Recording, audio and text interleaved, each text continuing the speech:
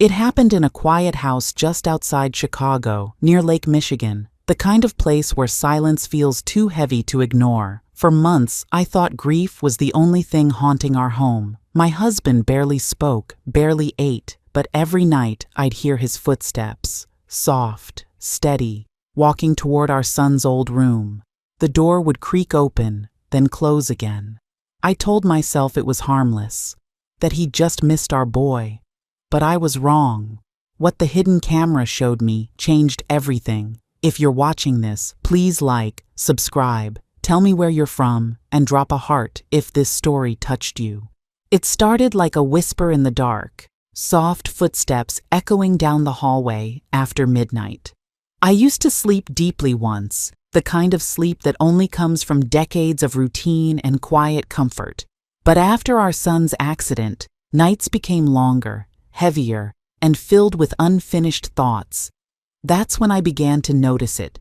The slow rhythm of my husband's steps, always the same, always stopping outside one door. At first, I brushed it off. People grieve differently. Maybe he couldn't sleep. Maybe walking helped him think. I told myself those things every night as I lay awake, staring at the ceiling fan turning slowly above me. But the sound always came at the same time, 12 past midnight, never earlier, never later. The floorboards creaked once, the doorknob turned, then silence. He would stay in our son's old room for over an hour before returning to bed, lying beside me as if nothing had happened. It became a pattern, a ritual, almost sacred in its secrecy. He never said a word about it. During the day, he acted normal, made his coffee, read the paper, asked about the garden. But there was a quietness to him that felt different. It wasn't just sadness. It was distance. His eyes seemed to live somewhere far away, like he was carrying a memory that never let him rest. Sometimes I caught him staring at the hallway in the middle of the day, as if waiting for the night to come. I began timing it. One night, I checked the clock when I heard his slippers slide across the floor. 12:15. The next night, 12:16. Every time, the same. Once, I pretended to be asleep and watched him rise from bed. He moved carefully, like he didn't want to wake me, his shoulders hunched as if afraid of being seen. He paused at the door for a second, then turned toward the hallway. I could barely breathe. He disappeared into the dark, and I heard the soft click of the old wooden door closing behind him. The next morning, I tried to bring it up casually over breakfast. He looked tired, eyes red, hands shaking slightly as he stirred his tea. I asked if he'd slept well. He nodded, said something about a strange dream, and smiled faintly. But it wasn't a real smile. It was the kind people give when they're trying to hide what hurts. Days turned into weeks, and the footsteps never stopped. The nights grew colder, the silence thicker. I started dreading the sound, not because it frightened me, but because it made me feel excluded from something sacred. Whatever was happening in that room, I wasn't part of it. I wasn't his comfort anymore. The space between us grew invisible but deep, like a crack spreading quietly through glass. I began noticing small things out of place. Once, the light in our son's room was off before bed, but glowing faintly at dawn. Another time, the curtain had been moved, and the small wooden box on the desk had been shifted slightly. I never went inside. I couldn't. That room still smelled faintly of our boy, his cologne, his school papers, the lingering echo of his laughter. For me, it was too painful. But for my husband, it was becoming an obsession. One night, I tried staying awake to confront him, but I couldn't move when the moment came. Something about that door, that sound, froze me. I just lay there, listening. When he returned, I pretended to sleep, but I could hear his breathing, uneven, strained, like he had been crying. That's when worry turned into fear. Not fear of him, but fear for him. I didn't know what he was doing in that room, and part of me didn't want to. But another part, the part that had already lost a child, couldn't bear to lose him too. He was slipping away, one quiet night at a time. The neighbors thought we were fine. They saw us shopping together, walking in the garden, smiling when people visited. But inside our home, something was breaking in slow motion.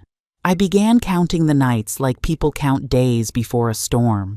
Sometimes I would wake up to silence, no footsteps, no door, and strangely, that worried me even more, because when he didn't go, he would wake drenched in sweat, breathing fast, clutching his chest. Whatever peace he found in that room, he couldn't find it anywhere else. By the 4th week, I was done wondering. I needed to know what was calling him back there night after night. That's when I made the decision that would change everything. A decision born not from suspicion, but from love mixed with fear. Because love, when pushed too far into silence, starts sounding a lot like mystery. And in our house by the lake, mystery had started walking on 2 feet every night after midnight. As the nights went on, the sound of his footsteps began to weigh heavier on me. What used to be just a quiet shuffle in the dark started feeling like a warning, one I couldn't yet understand. Every night, the same pattern. The faint creak of the floorboards, the pause at the hallway corner, the soft click of our son's door closing.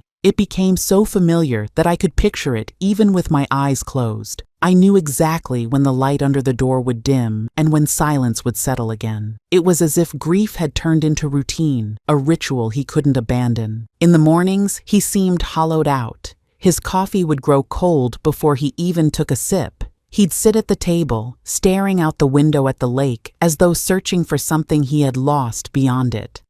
His eyes were swollen, red, and distant. I used to ask him how he slept, but his answers became shorter each day. One-word replies, sometimes just a nod. When I tried to hold his hand, he'd pull away gently, distracted, lost in thought.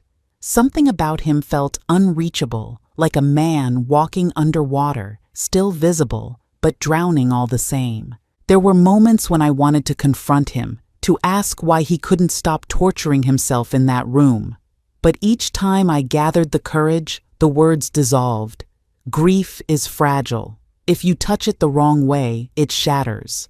I was terrified that pressing him would push him further into whatever darkness he was hiding. Still, I couldn't help noticing changes around the house. He'd spend more time cleaning our son's old trophies, dusting picture frames, rearranging things that hadn't been touched in years. Once, I saw him carrying a small wooden box down the hallway, holding it like something sacred. When he caught me watching, he froze for a second, then smiled faintly and said he was just organizing keepsakes. But that night, I heard the same footsteps again, and this time, they lasted longer. The following morning, I found the box sitting on our son's bed. It was closed, locked, and unfamiliar. I didn't open it. Something in me refused to intrude. But as I stood there, looking around the room, I felt a chill crawl up my spine. The space hadn't changed since the day of the accident. The posters, the books, the unwashed mug on the desk. Dust had gathered, but the air felt alive, as if someone still lived there. My husband's behavior began to spill into daylight. He forgot appointments, misplaced bills, left meals untouched. When friends dropped by, he avoided them, retreating to the porch with a distant look. The few times he spoke about our son, it was in fragments, a memory here, a regret there. But he never mentioned the night visits. It became a secret we both silently acknowledged, but never discussed. The weight of not knowing started to press on me harder than grief itself. I'd lie awake long after he returned to bed, watching the shadows move across the ceiling. Sometimes he'd mumble in his sleep, short words, broken sentences, like half-finished apologies. Once, he woke up crying quietly, thinking I was asleep. That's when I realized he wasn't just haunted by loss. He was haunted by something he hadn't forgiven himself for. One night, curiosity overpowered fear. I tiptoed down the hallway after he left the room. From behind the door, I heard faint noises. Not talking, not crying, just a soft rustling, like someone turning pages or holding something fragile. I pressed my ear closer, but stopped myself. It felt wrong. It felt like listening to a prayer that wasn't meant for me. After that, I couldn't look at him the same way. Every glance carried a question, every silence a secret. He moved through our home like a ghost with purpose, and I was just an observer in his world of guilt. During the day, I tried distracting myself with small tasks, baking, gardening, sorting photo albums, but even there, his absence followed me like an echo. Once, I overheard him in the living room, whispering our son's name under his breath. It wasn't grief anymore, it was devotion, the kind that turns into obsession if left unchecked. The thought terrified me because I'd seen what unhealed guilt could do to people. It consumes them quietly, one piece of peace at a time. I started writing notes in my diary each night, recording the exact time he entered and left the room. It felt clinical, almost cruel, but I needed to make sense of it. The pattern never changed, precise, controlled, deliberate. I began to wonder if he was keeping something in there, something he couldn't tell me. By the third month, I was living between two fears, the fear of knowing and the fear of not knowing. The house that once held laughter now felt like a museum of secrets, and the man who once shared everything with me now shared nothing but silence. That's when I decided. I needed to see what was happening in that room, not to expose him, not to accuse him, but to understand what pain looked like when it wore the face of the man I loved. Our son's room had always been a museum of the past, untouched, preserved, almost sacred.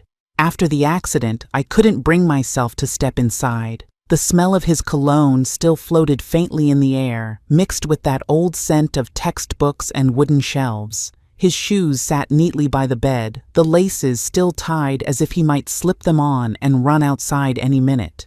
His school jacket hung from the back of the chair, its fabric still holding the faint outline of his shoulders. Every corner of that room spoke a language I was too afraid to hear, one built from laughter, plans, and memories that no longer had a future. The first few months after we lost him, I would pause by his door but never enter. I couldn't handle the silence that waited behind it. The posters on the wall, his favorite bands, his football team, all still hung straight, frozen in time. His trophies lined the shelf, small markers of the boy he was becoming. I used to dust them every Sunday before, but after he was gone, I couldn't even touch them. It felt like disturbing a ghost that hadn't yet learned it was gone. My husband, though, seemed drawn to that room like a tide returning to shore. It was where he went when grief turned too heavy to bear. But back then, I thought he went in there for comfort, to sit among memories, maybe to whisper a prayer or two. It was his way of coping, I told myself, his ritual, his healing. Yet, the longer it went on, the more I realized it wasn't healing him, it was consuming him. I remembered the last night before the accident as clearly as the day it happened.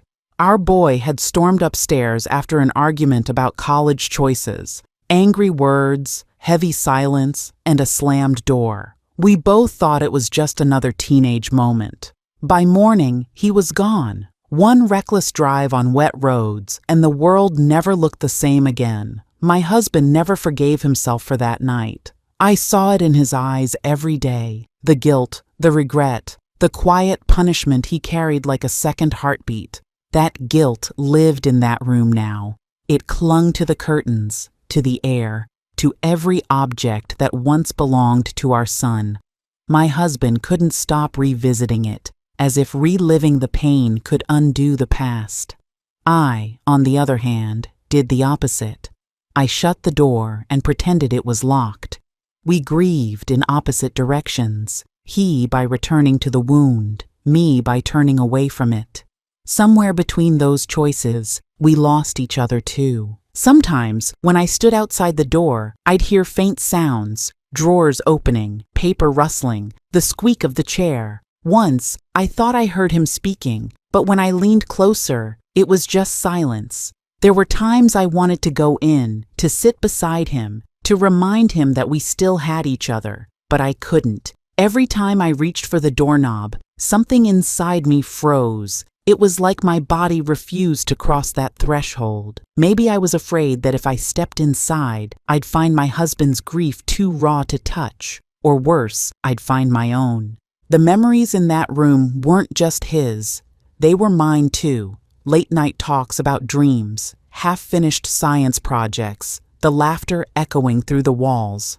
I still remembered folding his clothes after laundry, finding notes he'd written to himself tucked into pockets. "Don't forget to smile today," one said. I never threw that note away. It stayed in my jewelry box, folded small and neat. It was my reminder of who he was before the world turned cruel. Sometimes I'd imagine him sitting there again, tapping his pen against the desk, humming quietly while pretending to study. I could almost hear it, the life that used to fill that space. But the longer I stayed away, the more the memory blurred. The dust grew thicker, the air heavier, until the room itself felt like a stranger's home. That's what grief does. It steals your ability to remember the warmth without feeling the cold. It makes you fear your own memories because they remind you that happiness once lived here. My husband's visits became his way of keeping those memories alive. But I didn't understand it then. I thought he was punishing himself. I thought he was hiding something from me. In a way, he was, but not what I feared.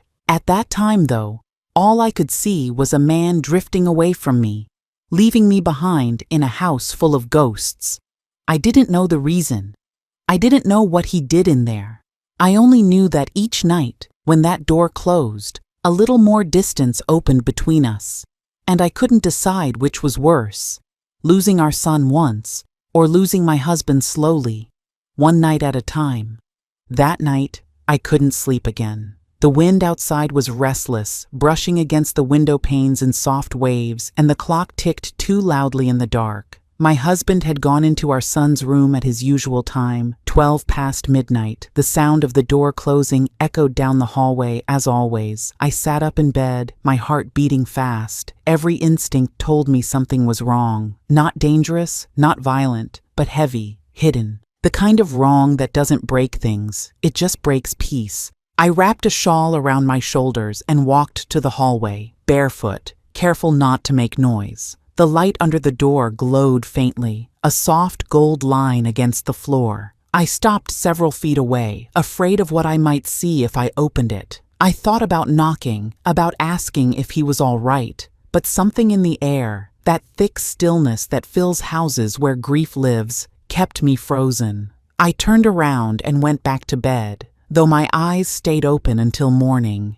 The next day, while folding laundry, the thought wouldn't leave me. What was he doing in there every night? Why couldn't he tell me? Why was it easier for him to face the memory of our son than the woman who had shared that loss with him? I felt both hurt and desperate to understand, because when silence grows too long in a marriage, it starts speaking its own language, and the silence between us had been speaking for months.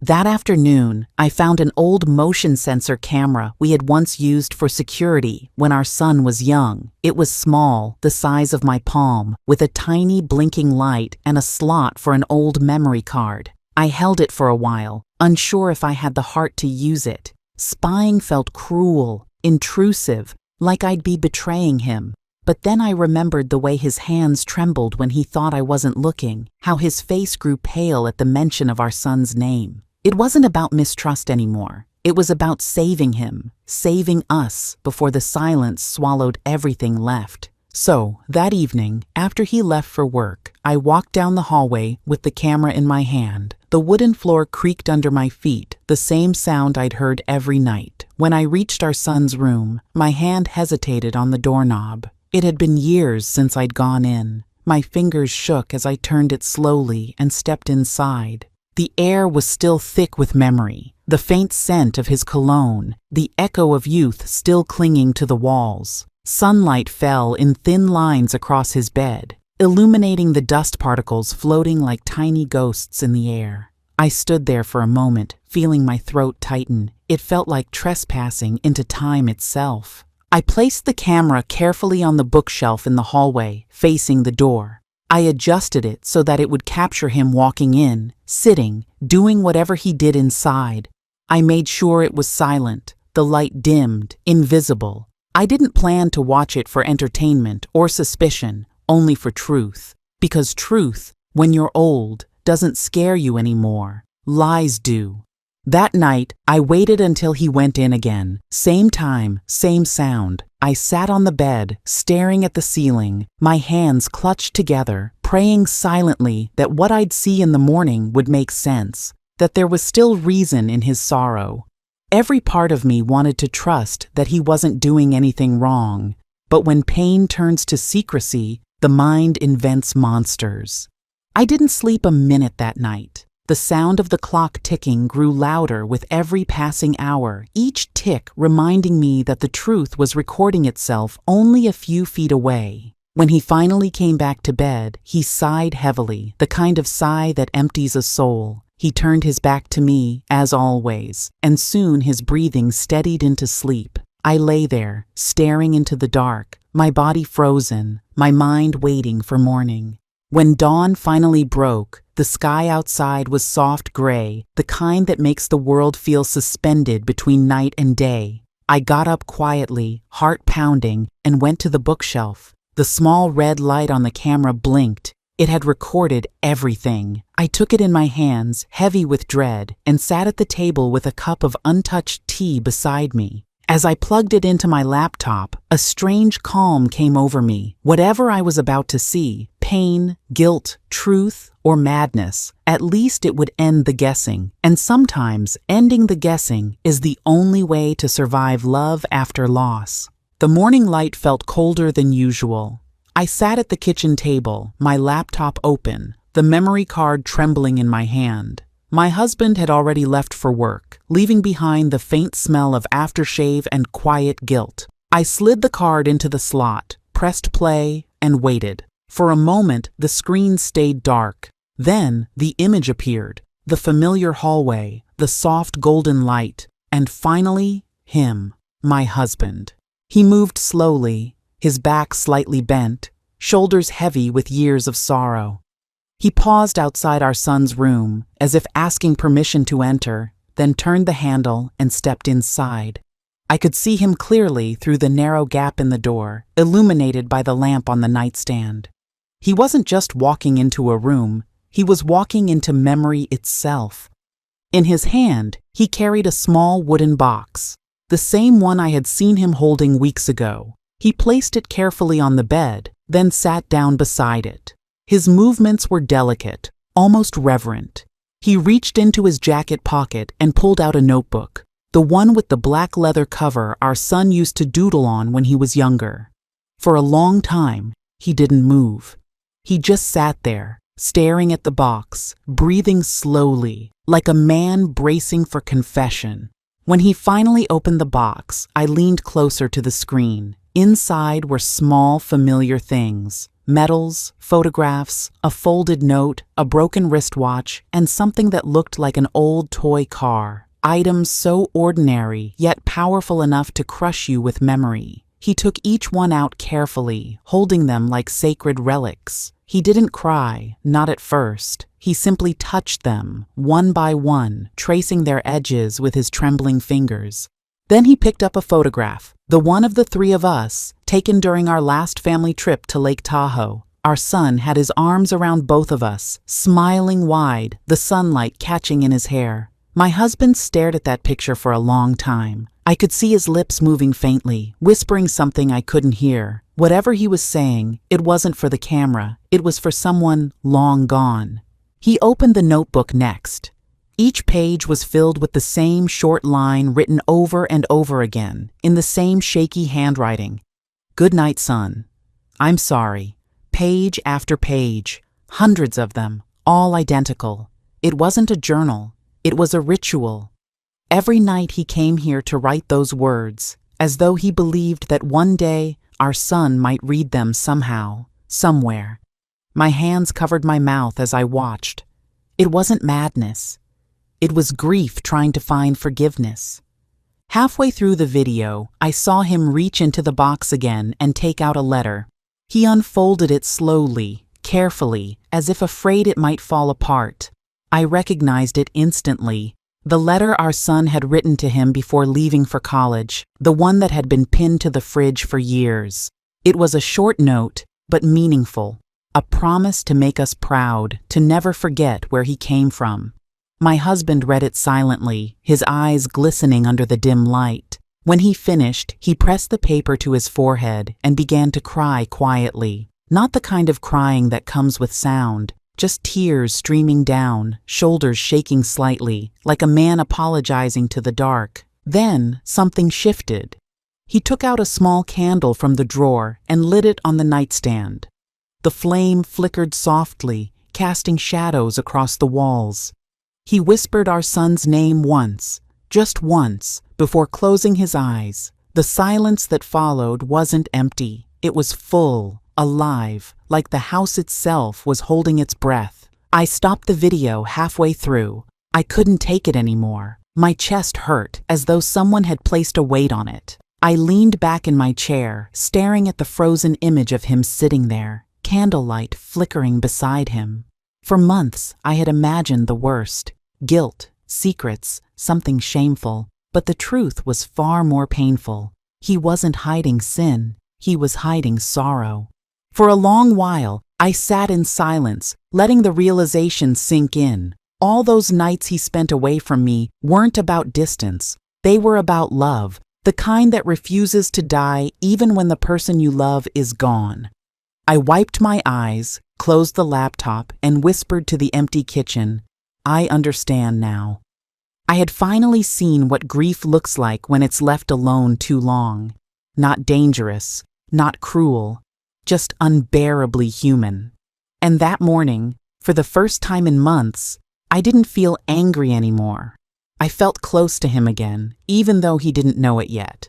When I finally gathered the courage to watch the rest of the recording, my hands trembled so much that I nearly dropped the laptop. The image came to life again, and there he was, my husband, still sitting on our son's bed, the candlelight flickering across his tired face. The room looked smaller on screen, heavy with memories that seemed to breathe. I watched him open the small wooden box once more, slower this time, as if every item inside carried the weight of a lifetime. The first thing he took out was our son's medal from his final year in school, a gold one for track and field. I remembered that day so clearly. He'd run with a limp after a minor injury, yet he'd won anyway. We'd stood on the bleachers, clapping, cheering, laughing. My husband had taken that medal home like a trophy for the whole family. Now, as I watched him hold it, his thumb brushed over the engraved letters, his face softening with pride and grief all at once. Next came a folded stack of letters tied together with a worn red ribbon.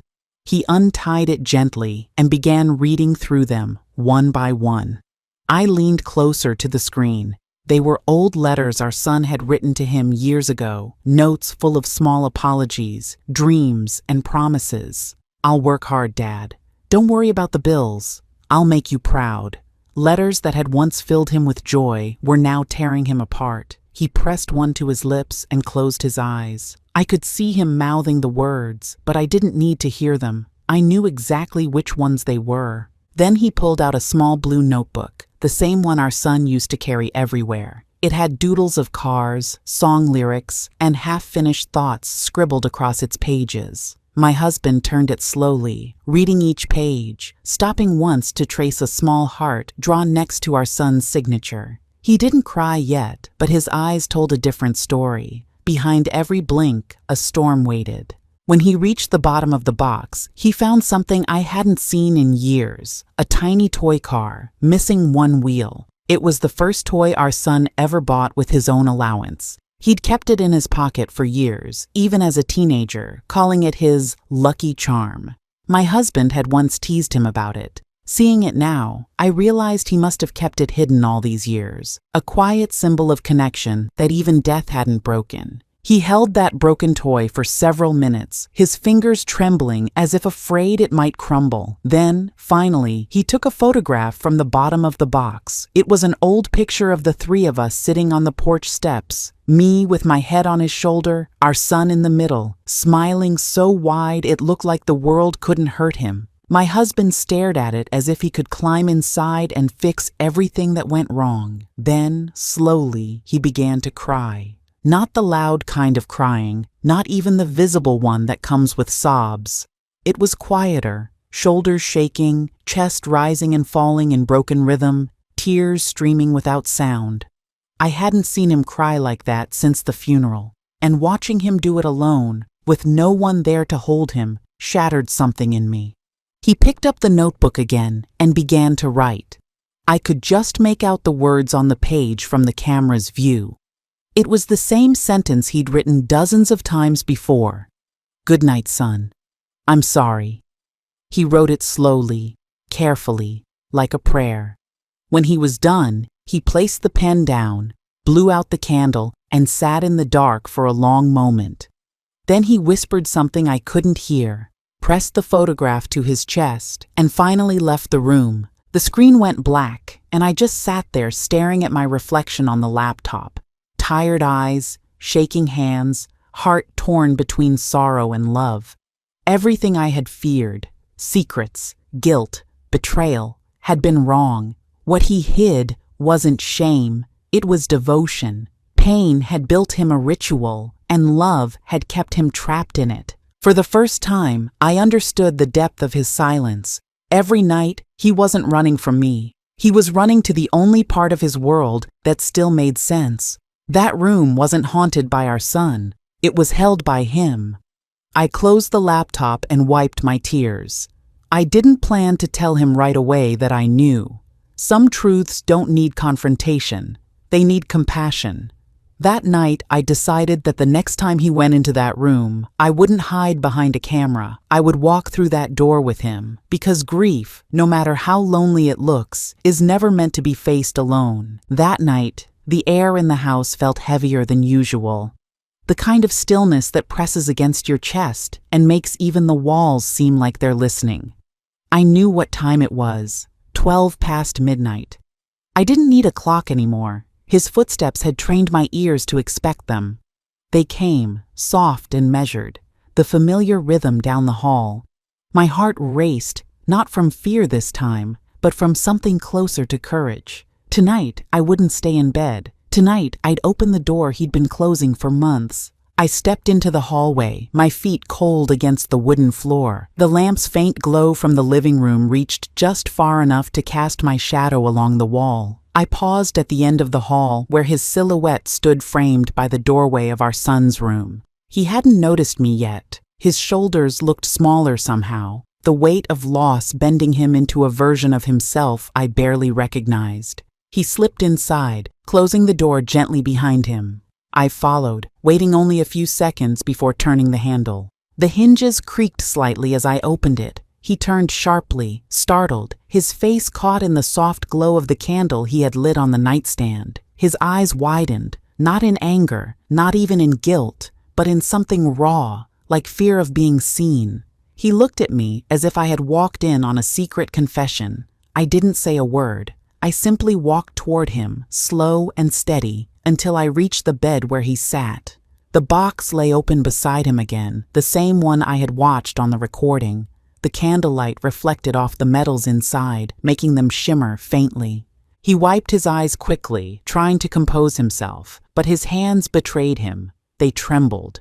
For a moment, neither of us spoke. The silence between us wasn't the same kind that had haunted this house before. This one was softer, fragile, like glass that might shatter if either of us spoke too loud. I sat beside him on the edge of the bed, the mattress dipped under our weight the way it once did when our son used to sit between us, showing us his school drawings. The memories stung, but they didn't hurt like before. I reached out, slowly, and placed my hand over his. His fingers were cold. He didn't pull away. When I finally spoke, my voice came out quieter than I expected.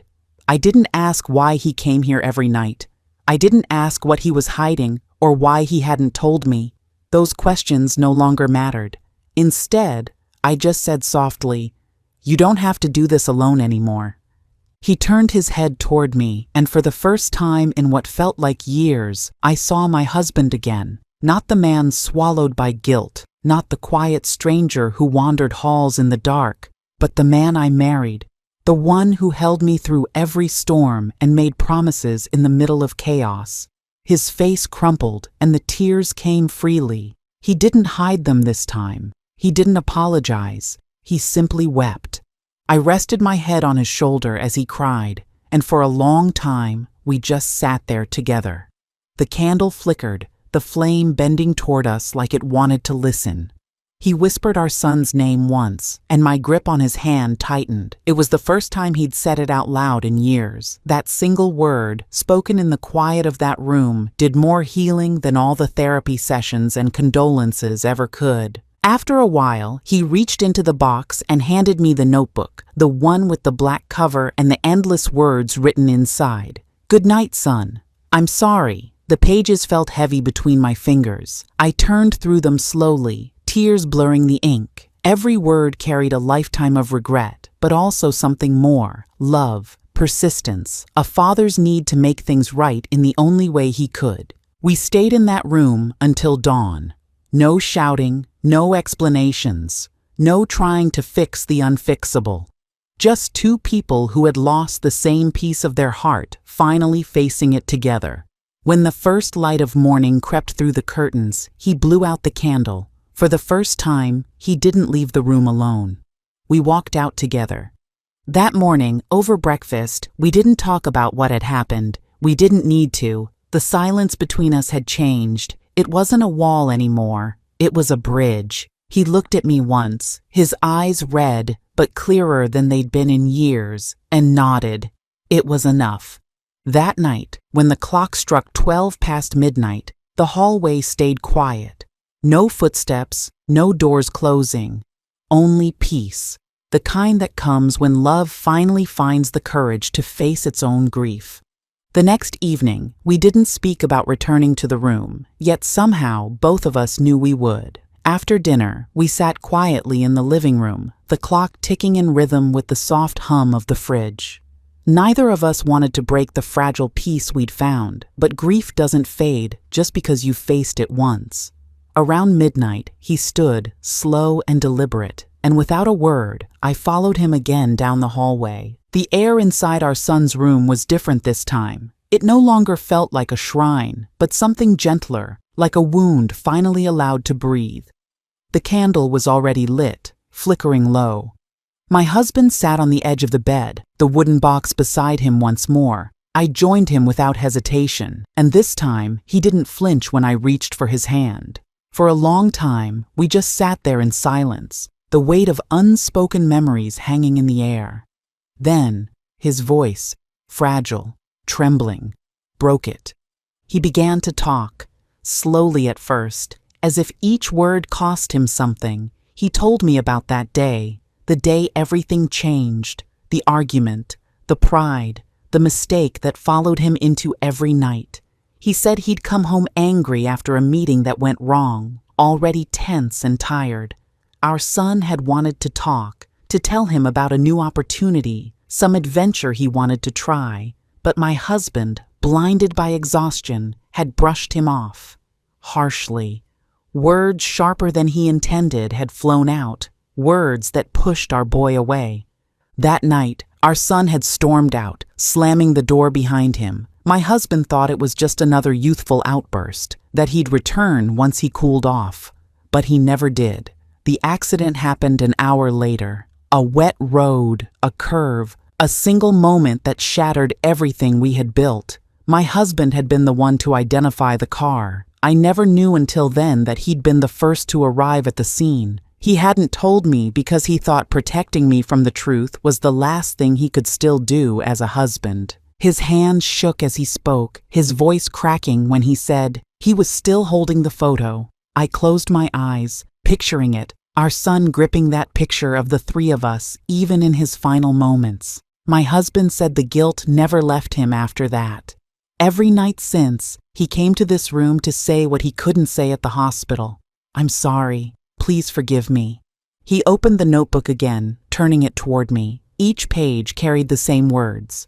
"Good night, son. I'm sorry." But now, between the older lines, I saw newer ones scribbled in smaller handwriting. "I love you. I miss your laugh. You deserved better than silence." It was like watching a man try to rebuild a bridge across a river of time and regret, one word at a time. Tears rolled down my cheeks as I listened.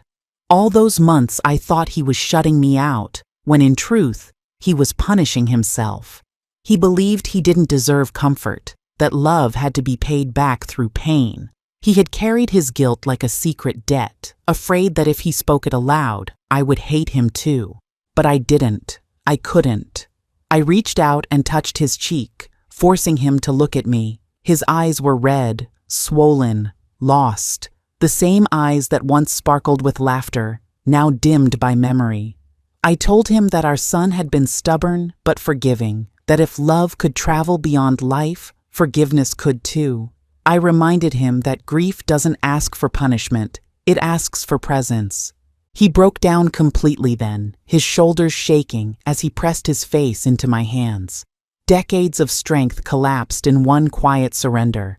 I held him as he cried, rocking gently the way I once did with our child. When the sobs finally faded, he whispered, "I thought you'd never forgive me." I told him I already had, long before I knew the truth, because in every lonely night he spent in this room, I saw something greater than guilt. I saw devotion. When the candle burned low, we placed the box back on the nightstand. This time, he didn't close it. He left it open, medals, letters, photo, all visible under the soft glow. It felt right, like setting something free. Before we left, he added one last note to the notebook. He wrote it slowly, with a steady hand, and I watched as the words formed. "Good night, son. Thank you for forgiving me." We turned off the light, leaving the door slightly open behind us. That gap, small but deliberate, felt like the first sign of healing. No more locked rooms, no more silence, just the two of us, finally breathing in the same rhythm again. The days that followed felt quieter, not the heavy kind of quiet that used to sit in the house like a ghost, but a peaceful one that let us breathe again. Mornings came softer. The sunlight touched the curtains without guilt, and for the first time in years, breakfast didn't taste like sorrow. My husband sat with me at the table every morning now. No more pacing, no more empty chair across from me. We didn't speak much about the nights in that room, but the silence between us no longer hid pain. It carried understanding. We began small. One afternoon, we went into our son's room together and opened the drawers that had stayed sealed for too long. Each item felt like a memory waiting to be touched again. His school notebooks, his old headphones, the shirt he wore to his first job interview. Everything smelled faintly of dust and youth. My husband folded the shirt slowly, his fingers tracing the creases as though memorizing them. I arranged the medals on the dresser, careful not to wipe away too much of the past. It wasn't about erasing him. It was about learning how to live with what was left.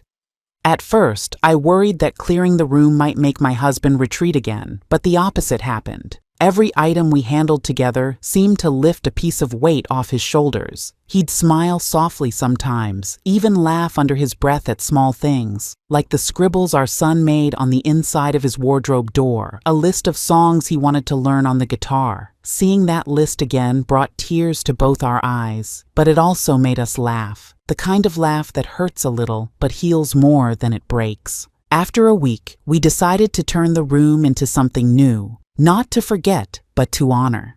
We moved the bed to the side and replaced it with a small bookshelf. The wooden box, now almost sacred to us, sat on the top shelf alongside the framed photograph of the three of us. The notebook, the one with all the "Good night, son" entries, we placed on the mantel in the living room, beside our wedding picture.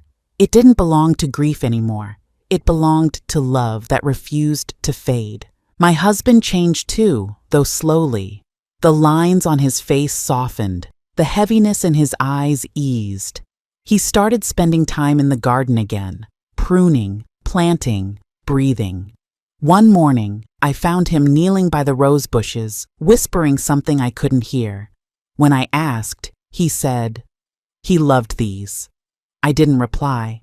I just joined him, and we planted a new white rose beside the red ones. It bloomed faster than we expected, as if even the earth wanted to help us heal. Nights were different too. He no longer woke up at midnight. Sometimes he would reach for my hand in his sleep, and that simple gesture felt like a promise that we were still here, still together, still finding our way through the ruins of loss. The nightmares grew fewer. When they did come, he didn't hide them. He'd sit up, take a deep breath, and talk, real talk, about our boy, about guilt, about missing the laughter that used to fill our house. Every word spoken out loud took away some of the power the pain once held. We even started walking together again, down to the lake where we used to take our son fishing. The first time we went back there, the silence felt unbearable. The ripples on the water looked the same, but everything else felt smaller without him. Then, out of nowhere, my husband started talking about the last fishing trip they had, how our son had fallen into the water trying to show off, how they'd both come home drenched and laughing. He smiled through the story, and when it ended, he said, "That was a good day." I realized then, healing doesn't mean forgetting the pain. It means remembering the joy that survived it. By the end of that month, our home felt alive again. The grief hadn't vanished. It never truly does. But it had changed shape. It became gentler, quieter, easier to live beside.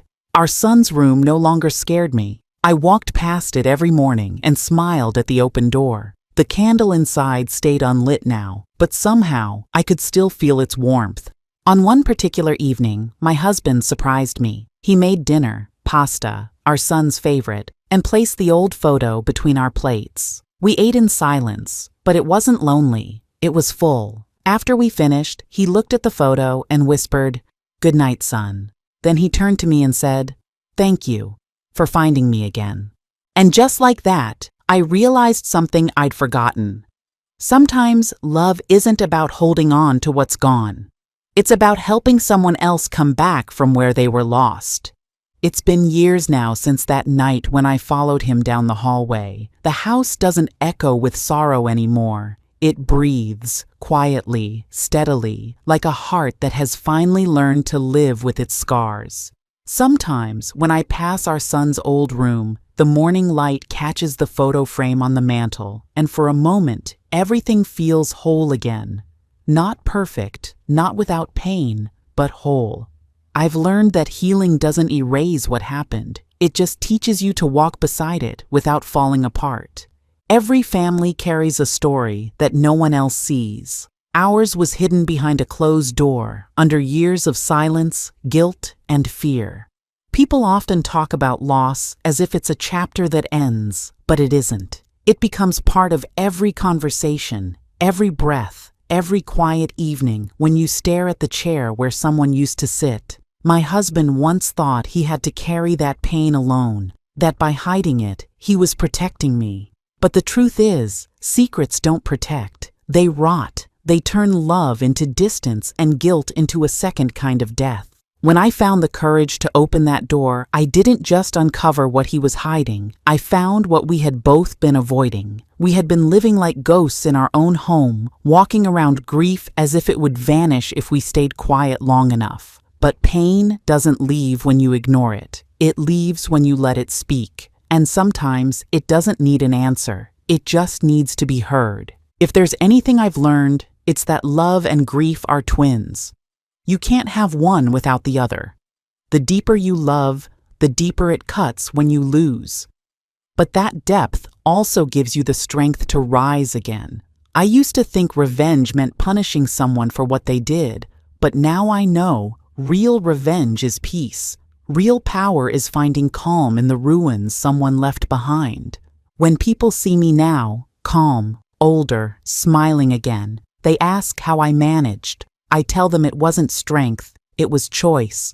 I chose to open the door when I wanted to lock it. I chose to listen instead of accuse. I chose to forgive, not because he asked for it, but because I couldn't keep living beside the grave of what we once were. Forgiveness doesn't mean forgetting the hurt. It means refusing to let it own your future. There are still nights when I wake up and listen for footsteps. The house stays quiet, but sometimes I imagine I can still hear them. Soft, familiar, walking down the hall, not out of grief anymore, but as a reminder. A reminder that love doesn't end when someone is gone. It changes shape. It moves into the way you water their favorite plant, the way you fold their old shirt, the way you smile when you hear their song on the radio. I visit the lake sometimes, the one our son loved. The water ripples the same way it did all those years ago. My husband and I sit on the bench together, and sometimes we talk. Other times, we just sit in silence. It's not the silence of pain anymore. It's the silence of peace. The silence that says, we made it through. If you're listening to this story right now, I want to ask you something. Have you ever ignored someone's silence because it was easier than asking what's wrong? Have you ever mistaken distance for strength? Because sometimes the people who seem the calmest are the ones screaming inside. Sometimes, love doesn't mean giving someone space. It means standing in that space with them until they can breathe again. So if there's someone in your life who has gone quiet, don't wait. Don't let pride or fear build walls where love used to live. Knock on their door. Sit beside them. You don't need the right words. You just need to be there. Because one day, you might discover that what you thought was a secret was really just love, waiting to be heard. Thank you for listening to my story. If it touched something in you, please like this video and subscribe. And tell me in the comments where you're watching from, whether it's by the ocean, in a quiet town, or a busy city somewhere far away. I want to know how far my son's story has traveled, and if you've ever lost someone you loved, tell me, did you ever open the door they left closed?